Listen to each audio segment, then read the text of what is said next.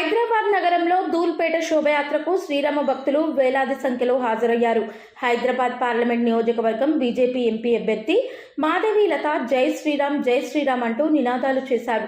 రామభక్తులందరూ కలిసి చేసిన నినాదాలతో ధూల్పేట దద్దరిల్లింది. 500 ఏళ్ల కళ నెరవేరిందని, శ్రీరామ ప్రతిష్ఠ జరగడం మనందరి అదృష్టమని మాధవీలత అన్నారు.